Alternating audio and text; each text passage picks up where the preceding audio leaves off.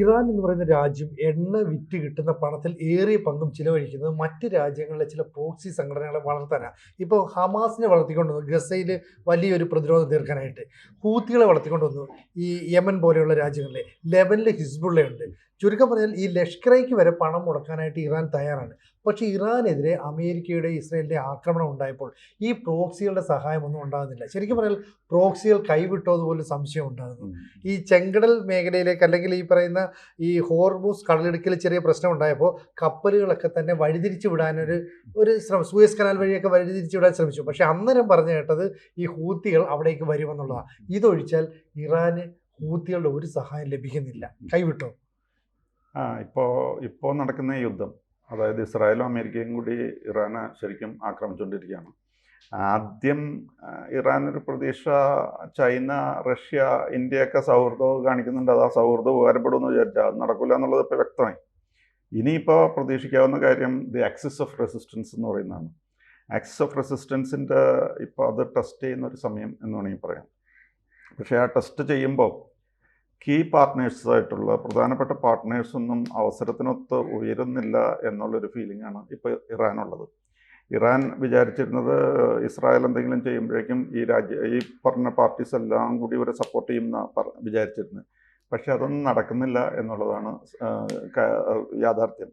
ഇപ്പോൾ യമനിൽ ഹൂത്തീസ് ഉണ്ട്, പിന്നെ ലബനോണിൽ ഹിസ്ബുള്ളയുണ്ട്, ഹമാസ് ഗാസയിലുണ്ട്, പിന്നെ ഷിയൈറ്റ് മിലിഷ്യാസ് എന്ന് പറഞ്ഞ് ഇറാഖ് ആൻഡ് സിറിയയിലുണ്ട്. ഇവരൊക്കെ വേണമെങ്കിൽ സപ്പോർട്ട് ചെയ്യാവുന്നതാണ്. അവരിൽ നമ്മളുടെ സപ്പോർട്ട് പ്രതീക്ഷിച്ചിരുന്നതാണ്. ഫ്രം ടൈം ടു ടൈം ഇവർ മ്യൂച്വലി അങ്ങോട്ടും ഇങ്ങോട്ടും വളരെയധികം സഹായിച്ചിരുന്നതാണ്. പക്ഷേ ഇപ്പോൾ ഇറാൻ ശരിക്കും ഒരു ടൈം ഓഫ് നീഡാണ്. ഇപ്പോഴാണ് a friend in need is a friend in need എന്ന് പറയുന്ന ഘട്ടം. പക്ഷേ ആ പ്രതീക്ഷകളൊന്നും അതുപോലെ പൂർണ്ണമാകുന്നില്ല, പൂർത്തീകരിക്കപ്പെടുന്നില്ല എന്നുള്ളതാണ് ഒരു യാഥാർത്ഥ്യം. അപ്പോൾ ഇവരെല്ലാവരും വളരെ സൂക്ഷിച്ചാണ് നീങ്ങുന്നത്. ഈ പ്രോക്സിസ് എല്ലാവരും വളരെയധികം ആൾക്കാരുണ്ട്, വലിയ മിലീഷ്യകളുണ്ട്, പക്ഷേ അവരൊക്കെ വളരെ സൂക്ഷിച്ചാണ് നീങ്ങുന്നത്. അപ്പോൾ ഏറ്റവും സൂക്ഷിക്കുന്ന ഗ്രൂപ്പ് എന്ന് പറഞ്ഞാൽ ഹമാസാണ്. ഹമാസിന് ഇപ്പോൾ അതിഭയാനകമായ അടി കിട്ടി. അവിടെ ഇവിടെയൊക്കെ ഒളിഞ്ഞും തെളിഞ്ഞൊക്കെ ഓരോരുത്തരുണ്ട്. അവർക്ക് വേണമെങ്കിൽ മെഷീൻ ഗൺ വെച്ച് ആരെങ്കിലുമൊക്കെ ഫയർ ചെയ്ത് അങ്ങനെ കൊല്ലാൻ പറ്റുമെന്നല്ലാതെ ഒന്ന് നേരെ കയറി ആക്രമിക്കാവുന്ന ഒരവസ്ഥ ഇപ്പോൾ ഹമാസിനില്ല.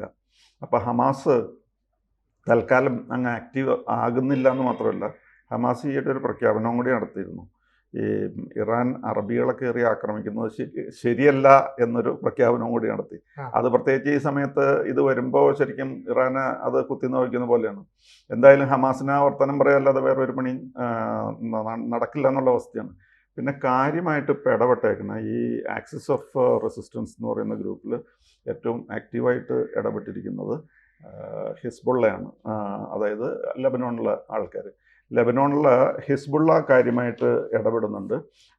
പക്ഷേ അവരെ കൂടുതൽ വേദനിപ്പിച്ചത് ഈ ആയത്തുള്ളയുടെ മർഡർ നടന്നല്ലോ, അസാസിനേഷൻ. അതവർക്കൊരു തരത്തിലും സഹിക്കാൻ പറ്റില്ല. വേഗം ചാടി വീണായിരുന്നു. അവർ മാത്രം പ്രതീക്ഷയ്ക്കൊത്ത് ഉയർന്ന് ചാടി വീണു. പക്ഷേ പ്രശ്നം എന്താണെന്ന് വെച്ച് കഴിഞ്ഞാൽ ദി റിട്ടാലിയേഷൻ ഈസ് ഓവർവെൽമിങ്. താങ്ങാവുന്നതിനപ്പുറം പ്രൊപ്പോർഷനേറ്റായിട്ടൊന്നുമല്ല ഇസ്രായേൽ റിയാക്ട് ചെയ്യുന്നത്. ഇപ്പോൾ ഇസ്രായേലിനാണെങ്കിൽ ഒന്നാമത്തെ പ്രയാസമുള്ള സമയമാണ്. ആ സമയത്ത് ചൊറിയാൻ വന്നു കഴിഞ്ഞാൽ ആർക്കായാലും അതായിരിക്കും റിയാക്ഷൻ. അടിച്ച് നിരപ്പാക്കാണ്. അതുകൊണ്ട് ഹിസ്ബുള്ളയ്ക്ക് അധികം അങ്ങ് പിടിച്ചു നിൽക്കാൻ പറ്റുമെന്ന് തോന്നുന്നില്ല. അപ്പോൾ ഹിസ്ബുള്ളയും ഇപ്പോൾ പതുക്കെ ഒന്നും മയപ്പെട്ടിരിക്കുകയാണ്. അവർക്ക് ഈ ആയത്തുള്ളയുടെ കൊലപാതകത്തിന് അല്ലെങ്കിൽ അസാസിനേഷന് ശേഷമുണ്ടായിരുന്ന ഉത്സാഹം ഇപ്പോൾ ഇല്ല. അപ്പോൾ വെസ്റ്റ് ഏഷ്യയിൽ ഇപ്പോൾ ഈ മിലിഷ്യ ആണ്. റെഗുലർ ആർമി ഒന്നും അവരെ സപ്പോർട്ട് ചെയ്യാനില്ല. മിലിഷ്യയാണ്, അവരുടെ ഷാഡോ ആർമി എന്നൊക്കെ പറയും. അതാണ് സാഹചര്യം. പിന്നെ ഹൂത്തീസ് ആണെങ്കിൽ വളരെ കോഷ്യസ് ആയിട്ട് നീങ്ങുന്നു. ഹൂത്തീസ് മുമ്പ് ഹമാസിൻ്റെ പ്രശ്നത്തിലൊക്കെ ഹൂത്തീസ് കാര്യമായിട്ട് ഇടപെട്ടിരുന്നു. പക്ഷേ ഈ പ്രാവശ്യം ഹൂത്തീസ് ആ പഴയ ഉത്സാഹം കാണിക്കുന്നില്ല. കാര്യം അവരുടെ കയ്യിൽ ബാലിസ്റ്റിക് മിസൈൽസ് ഉണ്ട്, ലോങ് റേഞ്ച് ഡ്രോൺസ് ഉണ്ട്.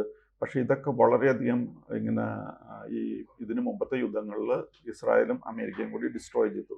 പ്രത്യേകിച്ച് റെഡ് സീയിൽ ആക്രമണം നടത്തി ഷിപ്പൊക്കെ കത്തിക്കാൻ തുടങ്ങി കഴിഞ്ഞപ്പോൾ നല്ലപോലെ അടിച്ച് അവരുടെ വലിയ വലിയ നേതാക്കന്മാരെയും വലിയ വലിയ ഈ ബാലിസ്റ്റിക് മിസൈൽസിൻ്റെ ശേഖരമുള്ളതൊക്കെ ഭയങ്കരമായിട്ട് നശിപ്പിച്ചു. അതുകൊണ്ട് അവർക്കിപ്പോൾ അല്പം പേടിയാണ്. അപ്പോൾ കാര്യം അവർ ആണ് ഇപ്പോൾ അവിടെ ഈ റെഡ് സീയിൽ അവരുടേതായ ചില സ്വാധീനമൊക്കെ ഉണ്ട് അവർക്ക്. മാത്രമല്ല അവർക്ക് ഷിപ്പിംഗ് അവിടെ കൺട്രോൾ ചെയ്യാനൊക്കെ പറ്റും. പക്ഷേ പ്രശ്നം എന്താണെന്ന് വെച്ച് കഴിഞ്ഞാൽ ഒന്നാമത്തെ അവരുടെ ആയുധശേഖരങ്ങൾ നശിപ്പിച്ചു, അവരുടെ പ്രധാനപ്പെട്ട ലീഡേഴ്സിനെ നശിപ്പിച്ചു. ഇങ്ങനെയൊക്കെ നിൽക്കുന്ന സാഹചര്യത്തിൽ ഇപ്പോൾ ഇസ്രായേലായിട്ട് അധികം മുട്ടാൻ പോയാലുള്ള പ്രശ്നം എന്താണെന്ന് വെച്ച് കഴിഞ്ഞാൽ ഈ ഹൂത്തികളെ എതിർക്കാനായിട്ട് സൗദി അറേബ്യനെ സപ്പോർട്ട് ചെയ്യുന്നൊരു ഗ്രൂപ്പ് ഇവിടെയുണ്ട് യമനിൽ. ഉള്ള ശക്തി ഇസ്രായേലിനെതിരെ പ്രയോഗിച്ചു കഴിഞ്ഞാൽ ഈ സൗദി സപ്പോർട്ട് ചെയ്യുന്ന ഗ്രൂപ്പുകൾ ഇങ്ങോട്ട് കയറും. അപ്പം അതുകൊണ്ട് അവർക്ക് പണ്ടത്തെ പോലെ ഉള്ള ഉത്സാഹം ഇപ്പം ഇല്ല. മുമ്പ് കുറച്ച് ദിവസം ഇസ്രായേലൊക്കെ ആയിട്ട് കാണിച്ച പണികൾ ഇപ്പം അവർക്ക് കാണിക്കാൻ താല്പര്യമില്ല. പിന്നെ ഈ ഇപ്പോൾ ചുരുക്കത്തിൽ പറഞ്ഞു കഴിഞ്ഞാൽ ഇവർ ഈ ഇറാൻ്റെ ഈ ബുദ്ധിമുട്ട് സമയത്ത് they are not rising to the occasion. ഇവർ പ്രതീക്ഷിച്ച പോലെ, ഇറാൻ പ്രതീക്ഷിച്ച പോലെ ഇപ്പോൾ അവർ ആരും സപ്പോർട്ട് ചെയ്യുന്നില്ല എന്നുള്ളതാണ് യാഥാർത്ഥ്യം. മാത്രമല്ല ഇപ്പം എന്ന് പറഞ്ഞു കഴിഞ്ഞാൽ മുമ്പൊക്കെ എന്ന് പറഞ്ഞു കഴിഞ്ഞാൽ അങ്ങോട്ടും ഇങ്ങോട്ടും ഈ പ്രോക്സി വാറൊക്കെ ഉണ്ടായിരുന്നു. ഇതുപോലെയല്ല, ഇപ്പം നേരിട്ടുള്ള യുദ്ധമാണല്ലോ. ഈ നേരിട്ടുള്ള യുദ്ധത്തിൽ ഇറാന് വളരെ ആവശ്യമാണ് ഇവരുടെ സപ്പോർട്ട് ഇപ്പോൾ. പക്ഷേ അവരാരും കാര്യമായിട്ട് ഉള്ള ഒരു സപ്പോർട്ട് എക്സ്റ്റെൻഡ് ചെയ്യുന്നില്ല. എല്ലാവരും ഒന്ന് ഹെസിറ്റേറ്റ് ചെയ്തിട്ട് നിൽക്കുകയാണ്. എന്താ വേണ്ടതെന്ന് നമുക്ക് നോക്കാം എന്നുള്ള മട്ടിലാണ് നിൽക്കുന്നത്. അപ്പോൾ ഹൂത്തികളുള്ള ഇങ്ങനെ നിരാശപ്പെടുത്തിയിരിക്കുമ്പോൾ ചിലർ പറയണത് എന്താണെന്ന് വെച്ച് കഴിഞ്ഞാൽ they are waiting for the right time and opportunity. ഇതിനൊക്കെ ഒരു ടൈമിംഗ് ഉണ്ടല്ലോ. അപ്പോൾ ഇസ്രായേൽ നന്നായിട്ട് വീക്കായെന്ന് തോന്നുകയാണെങ്കിൽ ആ സമയത്ത് ഒന്നും കൂടി ഈ മുതുകിന് അടി കൊണ്ടേക്കണവന് ഒന്നും കൂടി അടിക്കാം, അങ്ങനത്തെ ഒരു സാഹചര്യം നോക്കി നിൽക്കുന്നതാണെന്ന് ചിലർ പറയുന്നുണ്ട്. പക്ഷെ എന്തായാലും കാര്യമായിട്ടൊന്നും സംഭവിക്കുന്നില്ല. പിന്നെ ഇറാഖിലും സിറിയയിലൊക്കെ ആണെങ്കിൽ ഷിയൈറ്റ് മിലിഷ്യാസ് ഉണ്ടായിരുന്നു. അതിലിപ്പോൾ സിറിയ എന്ന് പറഞ്ഞു കഴിഞ്ഞാൽ പഴയ രീതി മാറിപ്പോയി, പുതിയ ഗവൺമെൻറ് വന്നു. അപ്പോൾ ഇറാന് യാതൊരു സ്വാധീനം അവിടെ ഇല്ല. ഇറാൻ്റെ ശത്രുക്കളാണ് ഇപ്പോൾ സിറിയയിലുള്ളത്. അപ്പോൾ ഈ ഇറാൻ ആയുധങ്ങളൊക്കെ കൈമാറാനൊക്കെ ഏറ്റവും കൂടുതൽ ഉപയോഗിച്ചിരുന്നത് സിറിയയാണ്. സിറിയ കൈവിട്ടുപോയി. സിറിയ ഇപ്പോൾ ഇറാൻ്റെ ശത്രുക്കളായിട്ട് മാറി. അപ്പോൾ സിറിയയിലും ഇറാഖിലും ഒക്കെയുള്ള ആൾക്കാരെ കൊണ്ട് ഇപ്പം കാര്യമായ ഗുണമൊന്നും കിട്ടുന്നില്ല. പിന്നെ ഈ ഇറാഖിൽ എബ്രിൽ പിന്നെ അതേപോലെ ബാഗ്ദാദ്, ഈ രണ്ട് സ്ഥലങ്ങളിൽ കുറച്ച് ആക്രമണങ്ങളൊക്കെ ഷിയൈറ്റ് മിലിറ്റൻസ് നടത്തി. എന്നാലും അത് പോരാ എന്നുള്ളൊരു ഫീലിങ്ങിലാണ് ഇപ്പോൾ ഇറാൻ നിൽക്കുന്നത്. പിന്നെ എന്തായാലും ദി ആക്സിസ് ഓഫ് റെസിസ്റ്റൻസ് എന്ന് പറഞ്ഞു കഴിഞ്ഞാൽ ഇറാൻ ഒരു ഷീൽഡായിട്ടാണ്, അവരുടെ പരിചയമായിട്ടാണ് കണക്കാക്കിയിരുന്നത്. ഒരുപക്ഷെ വേറെ എന്തെങ്കിലുമൊക്കെ സ്ട്രാറ്റജി നമ്മൾ കാണാത്തതുകൊണ്ടായിരിക്കും. വീക്കാകുന്ന സമയത്ത് അടിക്കാൻ നിൽക്കായിരിക്കും, തക്ക സമയം നോക്കി നിൽക്കായിരിക്കും. എന്തായാലും ഇറാനൊരു പ്രയാസത്തിലാണ് ഈ കാര്യത്തിൽ. സാർ, ശരിക്കും പറഞ്ഞാൽ ഈ ഇവരുടെ ഈ പണം വിറ്റിട്ട്, ഈ എണ്ണ വിറ്റ് കിട്ടുന്ന പണത്തിൽ ഏറിയ പങ്ക് ഈ പറയുന്ന പോലെ ഈ പ്രോക്സികൾക്ക് വേണ്ടിയിട്ടാണ്. ശരിക്കും പറഞ്ഞാൽ ഈ ഷിയ വിഭാഗക്കാരാണ് ഇറാൻകാരെങ്കിലും ഈ ഗസയിലേക്ക് സുന്നിയെ സപ്പോർട്ട് ചെയ്യുന്ന രീതിയിലാണ് അവർ ഹമാസിനെ വളർത്തിക്കൊണ്ടുവന്നത്. ഹൂത്തികളെ വളർത്തിക്കൊണ്ട് വരുമ്പോഴത്തേക്ക് യമനിൽ ഉപയോഗിച്ചുകൊണ്ട് യമനിൽ നിന്നുകൊണ്ട് സൗദി അറേബ്യക്ക് നേരെ ആക്രമണം നടത്തുന്നു. അപ്പോൾ അവരുടെ ലക്ഷ്യങ്ങൾ വളരെ വ്യക്തമായിരുന്നു. ലെബനിലിരുന്നുകൊണ്ട് ഹിസ്ബുള്ളയെ വളർത്തിക്കൊണ്ട് ആ രീതിയിലുള്ള ആക്രമണം നടത്തി. ഇപ്പോൾ ഈ ഇറാന് നേരെ ആക്രമണം നടന്നതോടുകൂടി അവരുടെ സാമ്പത്തിക സഹായം ഈ പ്രോക്സികൾക്ക് ലഭിക്കുന്നില്ല. മാത്രമല്ല സൈനിക സഹായം ലഭിക്കുന്നില്ല. എങ്ങനെയാണ് ആയുധം കിട്ടുന്നത്? ഇപ്പം നമുക്കറിയാവുന്നത് ഒരുപക്ഷെ ഈ ചൈന കൊടുക്കുന്ന ആയുധങ്ങൾ പാകിസ്ഥാൻ വഴി ഇറാനിലേക്ക് എത്തുന്നു എന്ന തരത്തിലുള്ള കാര്യങ്ങളാണ്. ഈ ആയുധങ്ങൾ ഇറാനിലേക്ക് എത്തുമ്പോൾ ഇറാന് തന്നെ ആക്രമണത്തിലുള്ള ആയുധങ്ങളെ തികയുന്നുള്ളൂ. നിലവിൽ ഇറാൻ ഒരു വ്യോമശക്തിയല്ല. അതുകൊണ്ട് കയ്യിലുള്ള ഡ്രോണുകളും ഈ ബാലിസ്റ്റിക് മിസൈലുകളും ഉപയോഗിച്ചിട്ടുള്ള ആക്രമണമേ പറ്റുള്ളൂ. പക്ഷേ ഇപ്പം അമേരിക്ക അവകാശപ്പെടുന്ന, ഇസ്രായേൽ അവകാശപ്പെടുന്നത് ഇറാന്റെ കയ്യിലുള്ള ബാലിസ്റ്റിക് മിസൈലുകൾ ലോഞ്ച് ചെയ്യുന്ന ലോഞ്ച് പാഡുകൾ തകർത്തിട്ടുണ്ട്. അപ്പോൾ ലോഞ്ച് പാഡുകൾ പിന്നെ തകർത്ത് കഴിഞ്ഞാൽ ഇവർക്ക് അതിനകത്ത് പിന്നെ ഓപ്ഷൻ ഇല്ല. അങ്ങനെയാണെങ്കിൽ ഒരു വശത്തൂടെ ഈ പറയുന്ന ഡ്രോണുകൾ ഉപയോഗിച്ച് ആക്രമണം നടത്തണം, ബാക്കിയുള്ളിടത്ത് ഈ പ്രോക്സികൾ വേണം. പ്രോക്സികളിൽ ഇപ്പോൾ കുറച്ചെങ്കിലും ശക്തി നമുക്ക് തോന്നുന്ന ഹൂത്തികൾക്ക് മാത്രമേ ഉള്ളൂ. എന്തെങ്കിലും ഒരു ആവശ്യം ഉണ്ടെങ്കിൽ കടലിൽ ഒരു യുദ്ധത്തിന് വേണ്ടിയിട്ട് ഹൂത്തികൾ ഇറങ്ങുക, അല്ലാതെ ഒരു സഹായം വേണ്ട. പക്ഷേ ഒരു കാര്യം ഉറപ്പായിട്ടുണ്ട്, ഒരു സന്നിഗ്ധ ഘട്ടം വന്നു കഴിഞ്ഞപ്പോൾ അവർ ചെല്ലും ചെലവും കൊടുത്ത് വളർത്തിയ ഈ പറയുന്ന പ്രോക്സികളൊന്നും സഹായത്തിന് ഞങ്ങളുടെ ഇവിടെ വന്നില്ല. അതൊരു വലിയ തിരിച്ചടിയാണ്.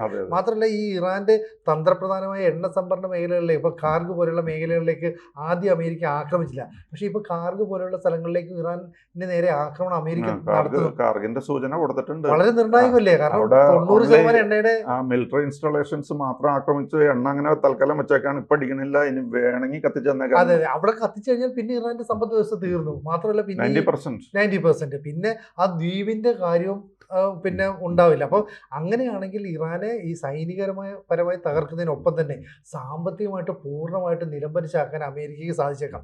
അപ്പോൾ അവസാന നിമിഷമെങ്കിലും തങ്ങൾ ഒരു കാലത്ത് സഹായിച്ച പ്രോക്സികൾ തങ്ങൾക്ക് ഒരു പരിചയമായിട്ട് വന്ന് നിൽക്കുമോ എന്ന് ഇറാൻ പ്രതീക്ഷിക്കുന്നുണ്ട്. പക്ഷെ അത് എത്രത്തോളം പ്രായോഗികമാകും എന്നുള്ളത് നമുക്ക് കാത്തിരുന്ന് കാണേണ്ട കാര്യമല്ലേ. കൂടുതൽ വാർത്തകളും വിശേഷങ്ങളും നിങ്ങളിലേക്ക് എത്താൻ ABC മലയാളം സബ്സ്ക്രൈബ് ചെയ്യുക, ബെൽ ബട്ടണും അമർത്തുക.